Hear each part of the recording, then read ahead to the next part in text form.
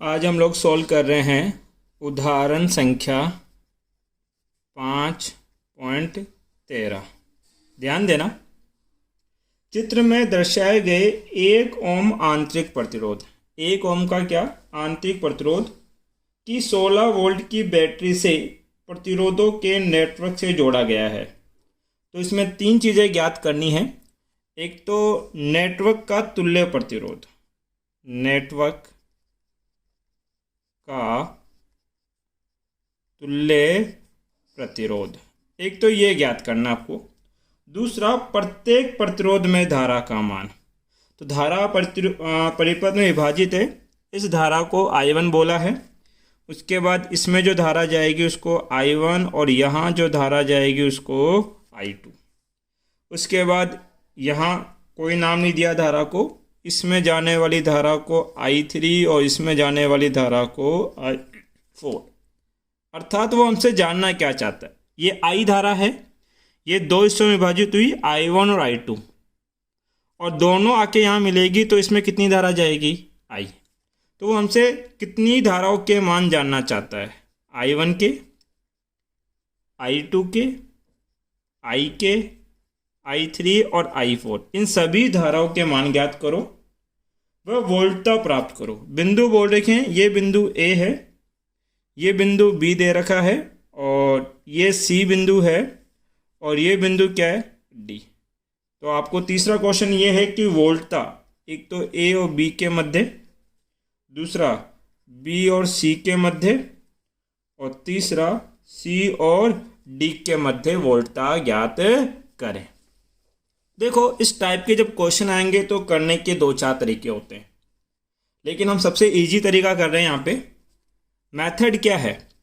सबसे पहले नेटवर्क का तुल्य प्रतिरोध। ध्यान दीजिए, ये बैटरी का हिस्सा है।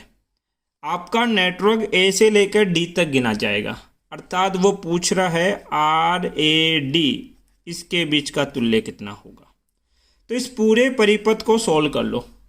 मुझे बताओ ये दोनों कौन से क्रम में है? समांतर क्रम में। जब समांतर क्रम में होता है, कौन से क्रम में? समांतर क्रम में, और 2 प्रतिरोध होते हैं तो उनका तुल्य प्रतिरोध हम डायरेक्ट ज्ञात करते हैं R1 गुणा R2 upon R1 plus R2। Solve out करें, आपके पास 4 गुणा 4, इसको सॉल्व करेंगे 4 गुणा 4 बट्टा 4 प्लस 4 कितना? 8। 4 से काटा कितनी बार? 2 बार। 2 से काटो कितना? 2। तो इसका सॉल्यूशन कितना आएगा टोटल? सर ये आएगा आपके पास 2 ओम। ये कितना है? 1 ओम। ये दोनों भी तो समांतर क्रम में है, इसको भी सोल्व कर लो। पहले गुणा करोगे 12 गुणा 6 बट्टा इनका योग करोगे। 12 और 6 कितना होता है? 18। 6 तिया 18 और 3 चौक 12। ये कितना हो गया बेटा आपके पास? 4। टोटल कितना बचा? 4 ओम। ये 4 ओम। और ये आपके पास बैटरी है, और इस बैटरी का ये आंतरिक प्रतिरोध है 6 वोल्ट 1 ओम का। ये सिरा A है, ये B है, ये बिंदु C है, और ये क्या दे रखा है? D। वापिस से हमने बिंदु वहीं रख दिया आपके पास।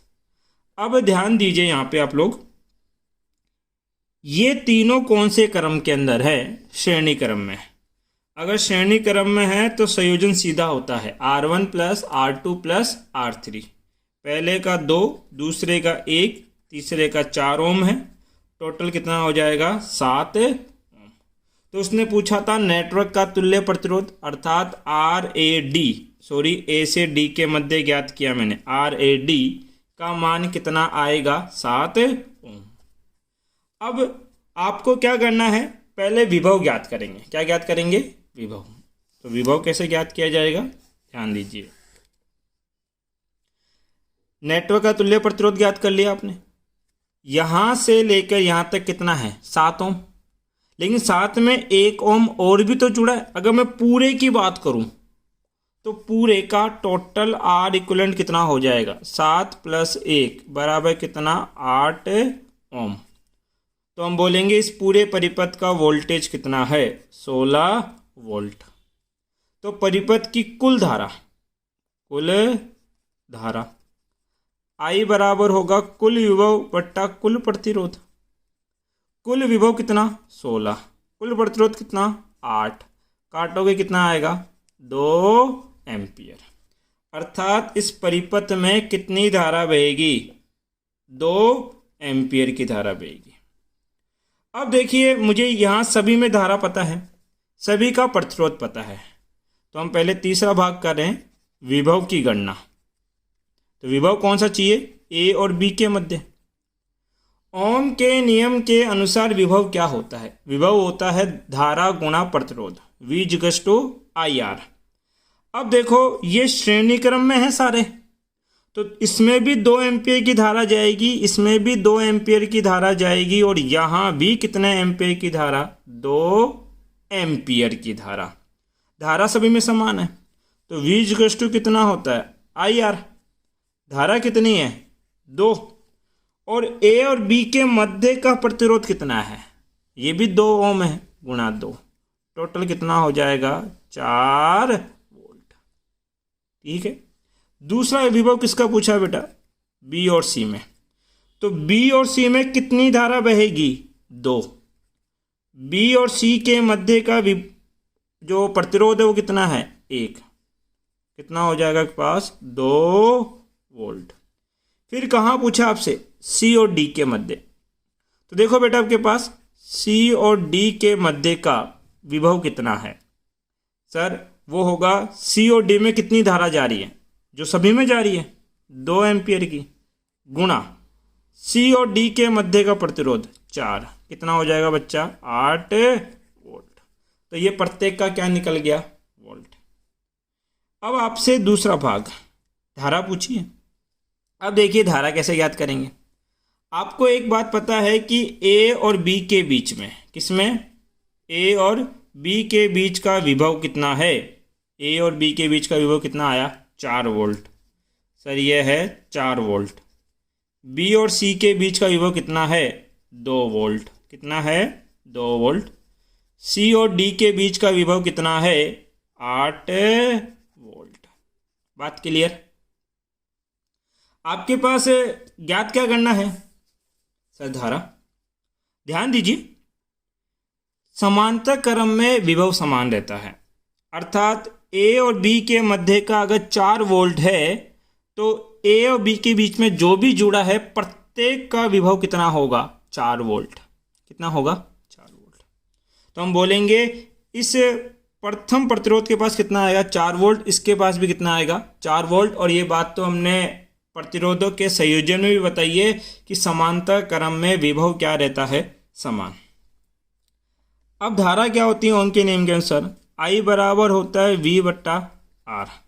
तो I1 बराबर क्या होगा, इसके ऊपर विभव कितना आया सर 4 बट्टा यहाँ का प्रतिरोध कितना है 4, काटो कितना आएगा 1 एम्पियर।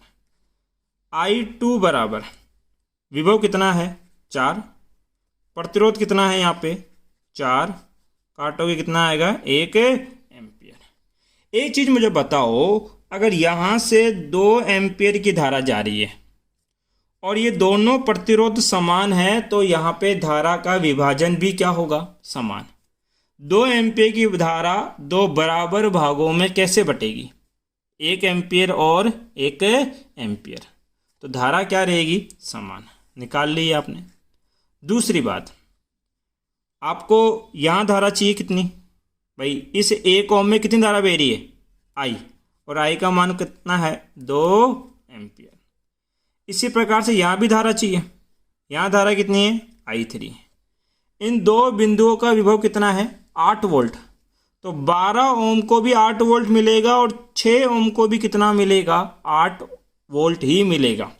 तो विभव तो कितना है 8 बट्टा प्रतिरोध कितना 12, 4 से काट लो, 4 दूनी 8, 4 तिया 12, 2 बट्टा 3 एम्पियर।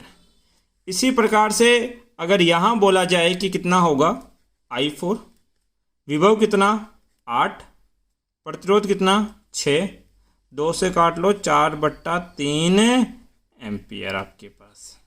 तो ये आपने क्या निकाले बेटा धारा निकाली। मैंने कहा था एक और तरीका है धारा निकालने का, तरीका क्या है कि जब इस प्रकार का समांतर क्रम संयोजन हो और इसमें कितनी धारा अंदर जा रही है उसका मान पता हो। तो मान लीजिए I3 है, तो I3 का सूत्र क्या बनता है, एक सूत्र याद रखना पड़ता है उसके लिए। कुल धारा कितनी है सर I बट्टा कुल प्रतिरोध, इन दोनों का योग कर दो। मान लो ये प्रतिरोध R1 होता है, ये कितना होता R2, तो हम लिखते R1 प्लस R2 गुणा जिसमें ज्ञात करना है उसका विपरीत प्रतिरोध। तो अगर इसको R1 माना, इसको क्या माना R2, तो हम इसका विपरीत क्या मान लेंगे बेटा आपके पास R2। ये तो I3 का सूत्र बन गया। ऐसे मान लो I4 का सूत्र बनाना है, तो I4 का सूत्र क्या होगा, कुल धारा कितनी जाएगी I, जो कि I3 और I4 में डिवाइड होगी। तो कुल धारा है I बट्टा कुल प्रतिरोध R1 प्लस R2 माना गुणा जिसमें ज्ञात करनी है उसका विपरीत प्रतिरोध। हमें इस R2 प्रतिरोध की धारा ज्ञात करनी है, इसके विपरीत में क्या है R1। अब देखो इससे मान क्या आएगा आपके पास, कुल कितनी है 2 एम्पियर बट्टा 12 और 6 कितना 18 गुणा विपरीत में क्या है 6, 6 3 18, तो I3 का मान 2/3। देखिए I3 का मान कितना है 2/3। इस वाले से देखो आपके पास कुल धारा कितनी है 2 बट्टा R1 प्लस R2 12 और 6 18 गुणा इस I4 का मान ज्ञात कर रहे हैं, तो इसका विपरीत प्रतिरोध लो। इसके विपरीत में कौन है 12, तो कितना काटोगे बेटा आपके पास 6 से, 6 दूनी 12 6 3 18, 2 गुणा 2 4/3 एम्पियर। देखो I4 का मान कितना था 4/3 एम्पियर। ठीक है, तो आप इसको नोट कर लीजिए। Thank you.